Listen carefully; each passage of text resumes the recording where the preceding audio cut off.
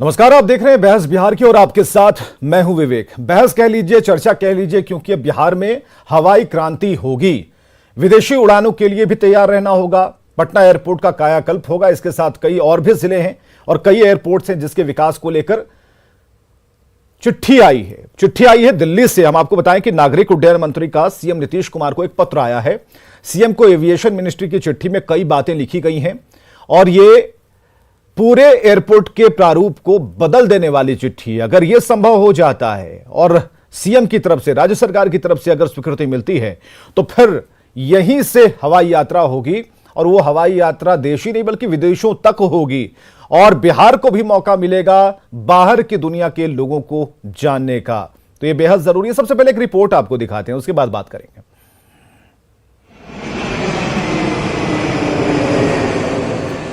बिहार में जल्द हवाई क्रांति की शुरुआत होने जा रही है, जिसका ब्लूप्रिंट तैयार किया है केंद्र सरकार ने।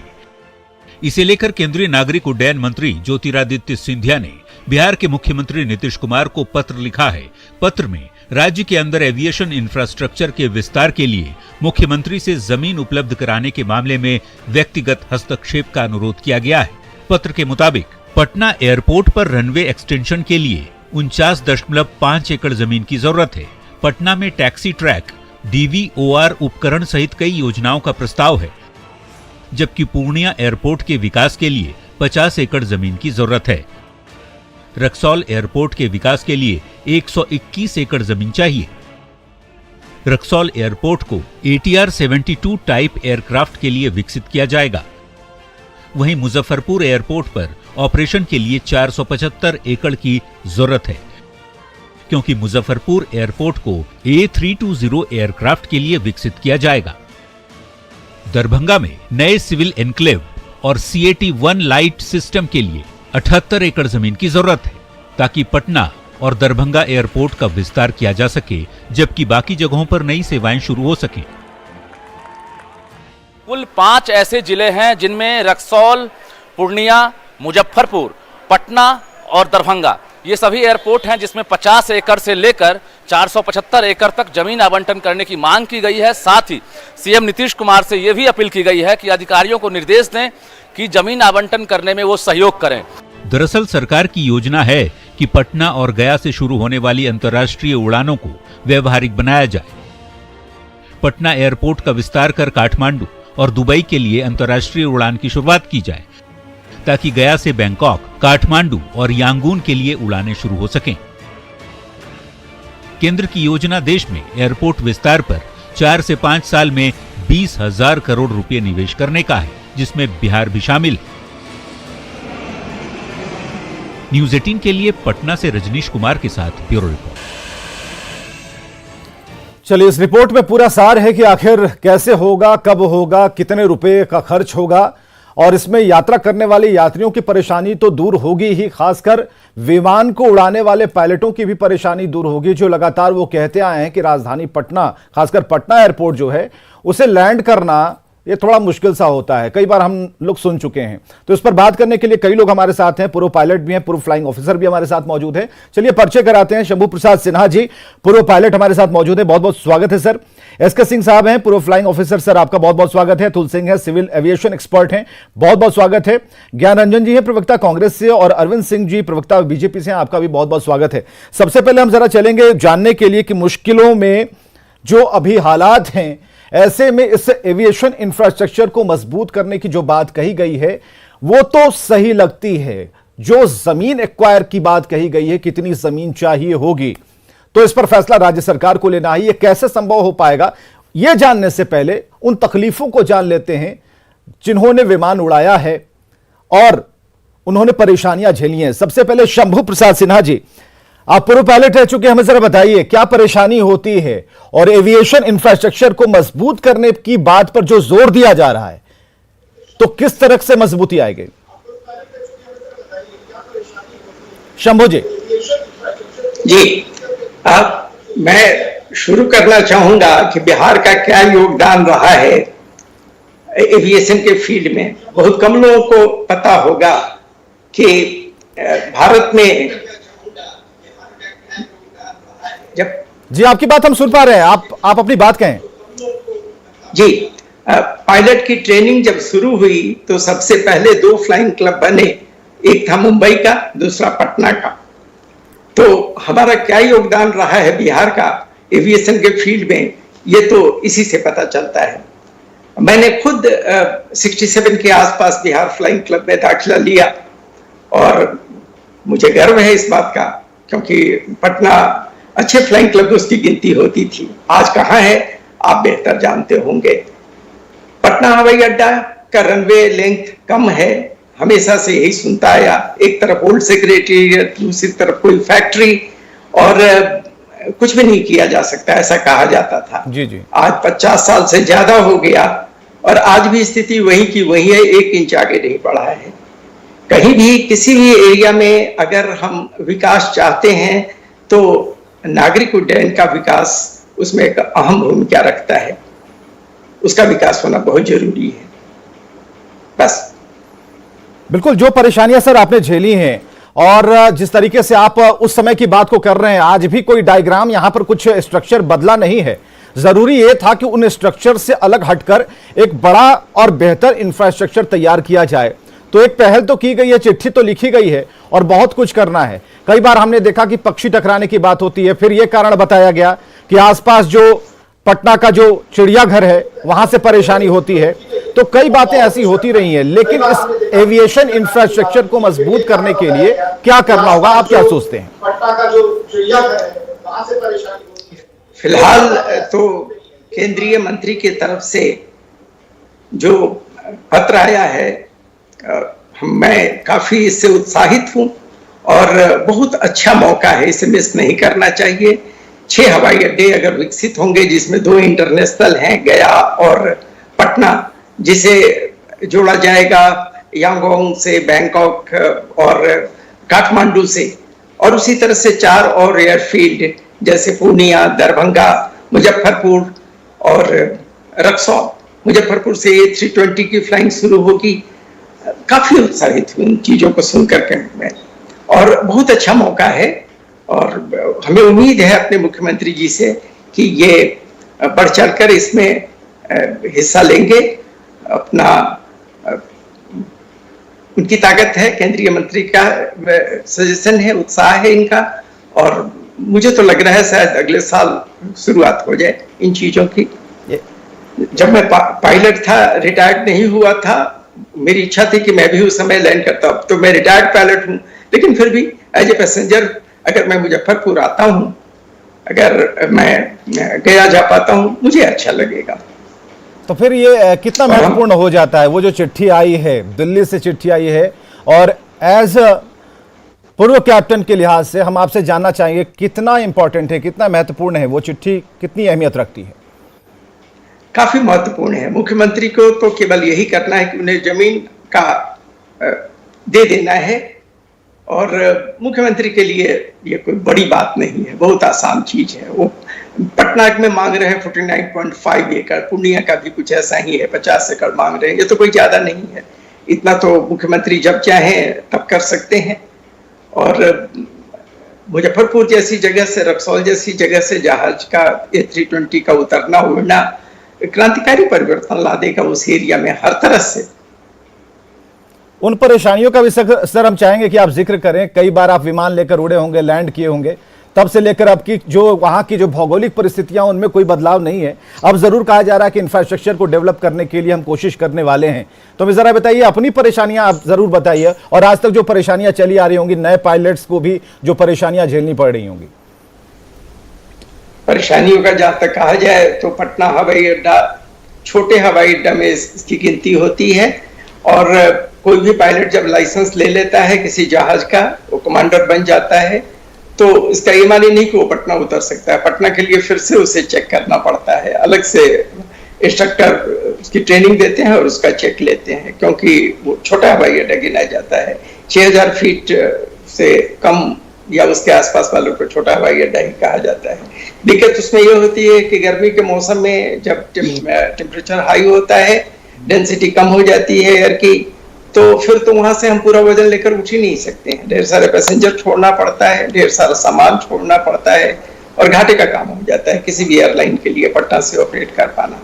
तो दिक्कतें ही दिक्कत है, और बस दबाव पर ही सारे एयरलाइंस वहां की, चूंकि राजधानी है, कोई और उपाय नहीं है, दूसरा हवाई अड्डा नहीं है, तो चलो एक बात वहीं से ऑपरेट कर पते लेते की आपने कही सर, आपने कहा कि एक पटना की ये जो राजधानी है, बिहार की राजधानी है, सबसे पहला तो तमगा, जो इतना बड़ा तमगा है और पूरे बिहार को पूरा विश्व जानना चाहता है, तो इसके लिए एविएशन जो है वो बेहद इंपॉर्टेंट रोल यहां पर अदा करेगा। लेकिन इस इंफ्रास्ट्रक्चर के बन जाने के बाद ही ये सब संभव हो पाएगा।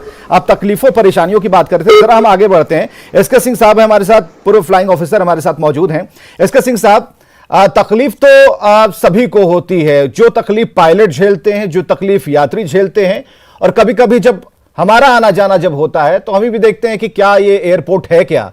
तो सर, अपने अनुभवों को जरा बताइए और जरा उसके बारे में बताइए कि एविएशन इंफ्रास्ट्रक्चर को मजबूत करने के लिए जो चिट्ठी आई है, उस चिट्ठी पर आपका क्या रिएक्शन है?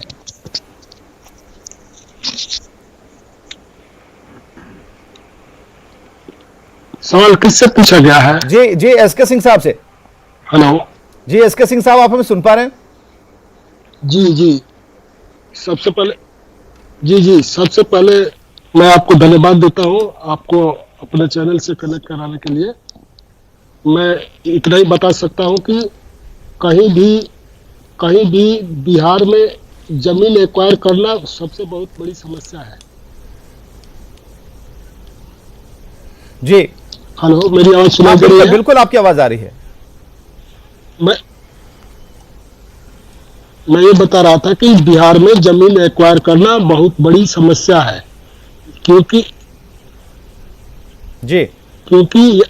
ये जमीन यहाँ पे बहुत ज्यादा फर्टाइल है, और लोग यदि बोला छोड़ना नहीं चाहते जमीन को। बिल्कुल। दूसरी बात यह है कि यदि जहां पहले से ही भले ही डिफेंस का इंस्टॉलेशन है, वहां जमीन थोड़ा बहुत एक्सपेंशन के नाम पे एक्वायर किया जाए तो ज्यादा बेटर है। जी, तो किस रूप में होगा सर एसके सिंह साहब, किस रूप में होगा? 50 एकड़ जमीन चाहिए तो ज्यादा मुख्यमंत्री के लिए कोई बड़ी बात, इस सरकार के लिए कोई बड़ी बात नहीं है, लेकिन अगर इसे पूरी तरीके से संरचना को विकसित करना होगा, या इस पार से उस पार अगर हम पूरी तरीके से एयरपोर्ट के को देखें, तो जो एरिया कवर करता है, या फिर उसे आगे बढ़ाने की बात है, या चौड़ाई में या लंबाई में, रनवे को करेंगे तो लंबाई में बढ़ानी होगी, तो कैसे कर पाएंगे? इसके लिए क्या प्लान होना चाहिए? देखिए, सबसे पहले तो एक स्टैंडर्ड रनवे का जो लेंथ है जी वो 1.5 किलोमीटर है। स्टैंडर्ड ये इरेस्पेक्टिव कमर्शियल फ्लाइट से है जी। उस मिनिमम रनवे का लेंथ जी 1.5 किलोमीटर कम से कम होना चाहिए। बिल्कुल। प्लस बोथ साइड में अभी वो सॉफ्ट सॉइल के लिए कम से कम 500 मीटर बोथ साइड में जमीन अभी और होनी चाहिए। जी। अब साइडेज की बात करेंगे तो ये डिपेंड करता है कि और क्या क्या वहां पे इंफ्रास्ट्रक्चर लगाने हैं। टैक्सी ट्रैक के लिए एरिया चाहिए होगा, जी। डिस्पर्सर के लिए सफिशिएंट एरिया चाहिए होगा, और मुझे लगता है कि वही अच्छा रहेगा जहां सबसे पहले से कुछ न कुछ डिफेंस का इंस्टॉलेशन है, और उसी एरिया को थोड़ा और एक्सपेंड किया जाए। ठीक है, अतुल सिंह जी हमारे साथ हैं, सिविल एविएशन एक्सपर्ट हैं हमारे साथ। अतुल जी, किस तौर पर इसे आप देख पा रहे हैं? जो लंबाई और चौड़ाई और गुणागणित की बात जो चल रही है, ये तो एविएशन वाले बेहतर समझ पाएंगे, हमसे बेहतर समझ पाएंगे, लेकिन इस चिट्ठी को हम उससे जरा जोड़ना चाहते हैं कि वहां से एक चिट्ठी आई कि भाई आप इसे प्रमोट कर सकते हैं, आप इस पर काम कर सकते हैं, और जो ये जमीनों की जो रिक्वायरमेंट है उसे अगर फुलफिल कर दें तो बेहतर होगा। तो अगर पटना का ही हम एक छोटा सा एग्जाम्पल लेते हैं कि राजधानी में जो एयरपोर्ट है उसे किस तरीके से विकसित किया जाएगा, इस पूरे इंफ्रास्ट्रक्चर को डेवलप करने में कितनी ताकत लगानी होगी, इस ताकत को लगाने में सरकार कितनी सक्षम है? अतुल जी। ये मुझसे पूछे हैं आप? जी। मेरा ये कहना है आपको सारी चीज़ों को देखना होगा कि what is the annual rate of growth of traffic जी एट एनी एयरपोर्ट. जी जी So, in case of Patna, what I personally understand and feel, as well as perpetually I have been putting across my opinion to policymakers, Patna airport को यथावत आप रहने दीजिए. You develop the required infrastructure for smooth handling of passengers and the aircraft, ji ji keeping in view all the safety norms and parameters on record. Recently, since last 3.5 years, there was a big surge of opinion, as well as a decision was taken by the Ministry of Civil Aviation, Government of India, to develop Beta Airport as a principal or the prime airport to feed the state capital of Bihar, Patna. It was a very nice move. It was a kind of move which would have paid a very rich dividend in terms of long-term development and growth of aviation in Bihar. Ji ji What we see in Western countries, I will tell you conventionally and to some extent technically, that all the major cities of the world as well as in the other states of India, you will find, like in case of Bangalore, Hyderabad, which has developed its own aviation infrastructure in a very big way, that they have set up one big airport and they have left the old airport to be used by तो ठीक है other ठीक है, आपकी बात को commuter जहाँ तक aircraft. हम समझ पा रहे हैं, हमारे दर्शक उसे जरा अंग्रेजी में नहीं लेकिन हिंदी में समझ पा रहे होंगे, तो हम जरा बताना चाहेंगे कि आपने ये जरूर कहा कि बेटा एयरपोर्ट को डेवलप करना ज्यादा बेहतर होगा, क्योंकि वहां जो इंफ्रास्ट्रक्चर है या फिर जो जमीन देने की बात है वहां सुगमता से हो जाएगी, सरलता से हो जाएगी. एज ए मेजर एयरपोर्ट आप डेवलप कर लीजिए और पटना एयरपोर्ट को रीजनल फ्लाइंग के लिए, कॉर्पोरेट फ्लाइंग के लिए, प्राइवेट फ्लाइंग के लिए, flying for the state government and flying for the VIP movement के लिए आप छोड़ दीजिए, हेलीकॉप्टर मूवमेंट के लिए छोड़ दीजिए. बिहार में फ्लाइंग क्लब है, we have got a very good flying club, as well as there is a lot of medical evacuation flights. So you leave Patna like this and develop Bihta as a major international hub airport, where from you can feed all the neighboring countries like Burma you talked about. तो फिर वहां पर और भी ज्यादा जमीन की जरूरत होगी. अगर 50 एकड़ जमीन की जरूरत अगर यहां दिखाई गई है या फिर यहां इंतजाम किए जाएंगे, अगर फुलवारी शरीफ का इलाका है या फिर उस पूरे हम मॉडल पे अगर हम बोलें तो यहां पर जो व्यवस्थाएं हो सकती हैं, तो रेलवे क्रॉसिंग को भी हम दिमाग में रखे हुए, लेकिन उसके बाद क्या सर, बेटा में आप जो कह रहे हैं ये 2 पार्ट में हो सकता है, तो किस तरीके से होगा और कितनी आसानी से हो सकता है? पटना बेटा एयरपोर्ट के लिए गवर्नमेंट ने ऑलरेडी लैंड एक्वायर करने का काम शुरू किया है ना. Let them acquire the land and let them put the infrastructure on order. Problem तो यहां पे यह है ना कि लैंड एक्विजिशन के बाद पॉलिसी डिसीजन, इंप्लीमेंटेशन, बहुत तरह की समस्या है ना बिहार में. हाँ, बस इसी समस्या पर से तो पर हाँ, ये क्या समस्या है, इसे समझना जरूरी है. भैया, before solving any problem it is important to find out what the problem is. The problem is कि to whom we will explain the aviation here, to whom we will explain the traffic pattern, to whom will explain the traffic the aviation economics and the macroeconomic environment which is driven by the aviation. ठीक है sir, because everything is driven by. हाँ ठीक है, ये सुझाव थोड़ा सा बेहतरीन लगता है. ज्ञान रंजन जी के पास जरा हम चलते हैं, उसके बाद हम चलेंगे अरविंद जी के पास. ज्ञान रंजन जी, उस चिट्ठी पर बातचीत चल रही है और तरह तरह की बातें, हमने कैप्टन शंभू प्रसाद सिन्हा जी से बातचीत की तो उसमें कई बातें निकली. देखिए, एक बहुत अच्छी कहावत है कि अपने दिल से जानिए पराये दिल का हाल. तो जरूरी है कि कैप्टन शंभू प्रसाद सिन्हा जी जो बताया है, उड़ान भरना, लैंड करना कितना मुश्किल होता है. यहां जमीन अलॉटमेंट की बात चल रही है, चिट्ठी आ रही है, सब बहुत बढ़िया बात है और एक बढ़िया सुझाव भी हो सकता है. और अभी हमारे साथ अतुल सिंह जी ने जो सुझाव दिया है वो भी एक बेहतर है कि आप कॉमर्शियल के लिए थोड़ा अलग कर दीजिए और इधर अपना अलग रखिए वीआईपी वाले लोगों के लिए. तो हमें जरा ये बताइए ज्ञान रंजन जी कि ये चीजें कितनी आसान आपको लगती हैं. ये इंफ्रास्ट्रक्चर को डेवलप करना, मजबूत करना, सिर्फ जमीन ही नहीं देना है, वहां पर सुविधाएं संस्थागत तरीके से देनी है. विवेक जी, इन सारी चीज़ों को किया जा सकता है, सिर्फ एक दृढ़ निश्चय चाहिए। लैंड एक्विजिशन जो बीटा की बात हो रही है, बीटा ने, गवर्नमेंट ने जो मिलिट्री पर्पस के लिए यूज़ होती थी, उन्होंने कमर्शियल यूजेस के लिए परमिशन दे चुकी है। अब उस पर बहुत सारे टेंडर्स वगैरह भी हो चुके हैं। लैंड एक्विजिशन के around 149 point something land required है, जिसका ऑलमोस्ट, मुझे जहां तक इंफॉर्मेशन है, मे बी मैं गलत हो सकता हूं, एग्जैक्ट तो नहीं पता, लेकिन लैंड एक्विजिशन का भी प्रोसेस ऑलमोस्ट हो रहा है। लेकिन ये लैंड एक्विजिशन में प्रॉब्लम क्यों हो रही है? और जैसे अतुल जी ने कहा कि इसके अलावा भी आपके पास पॉलिसीज मेकिंग, आप किसको समझाइएगा? और इसके पीछे सिर्फ और सिर्फ एक दृढ़ निश्चय की जरूरत है। पटना अभी भी एयरपोर्ट ऐसा है जहां पे हम बोइंग एयरप्लेन नहीं उतार सकते हैं। अभी भी अगर 32.5 लैंड अनीसाबाद के पास जो है ट्रांसफर करके ये समझने में थोड़ी दिक्कत है। अरविंद जी समझा पाइएगा आप इन्हें? अरविंद जी कम शब्दों में समझा पाइएगा? देखिए, मैं बहुत जल्दी समझा दे रहा हूं कम शब्दों में।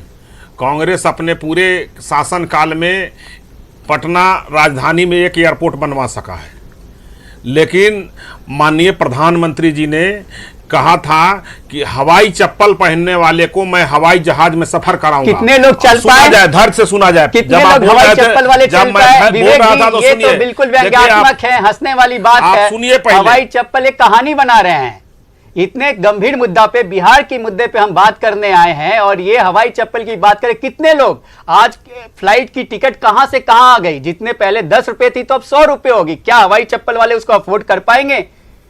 देश की जो जवाब दीजिए, एयरपोर्ट बेचने का प्रक्रिया चालू कर दिया गया। हवाई चप्पल पर चलेगा? अभी तो एविएशन की बात चल रही है, परेशानियों की बात चल रही है, जमीन की को लेकर बात चल रही है, सुविधाओं की बात चल रही है, ट्रैफिक को लेकर बात चल रही है, सेफ्टी को लेकर बात चल रही है। आप चले गए हवाई चप्पल पे। पहले सुन लीजिए, हमको चांस मिला, सुनिए तो पहले धैर्य से आप सुन नहीं पा ये रहे। कहना चाह रहा हूं देखिए, देश को कांग्रेस ने पूरे देश को बेच कांग्रेस दिया, ने बनाया और पूरे ये देश को बेच रहे बेच दिया। हैं। इन्होंने कितनी फनी बात बात है। करने चलिए, वाद विवाद की जो बेच जगह रहा है है? यहाँ पर नहीं बनती, ये क्योंकि कौन जो बेच चिट्ठी रहा है? आई है उस पर चर्चा जो होनी थी, तर्कपूर्ण चर्चा हमने की है। कांग्रेस का भी अपना सवाल है, लेकिन ये बढ़िया है अगर इस वे में अगर हम जा रहे हैं जिसपे चिट्ठी है और उसके असर की बात हो रही है। राज्य सरकारों को सोचना है। बहुत बहुत शुक्रिया सर सभी का आने के लिए, हमारे साथ इस चर्चा में शामिल होने के लिए। समय की काफी कमी थी। बहस बिहार की आप देख रहे थे और खबरें अभी भी जारी हैं।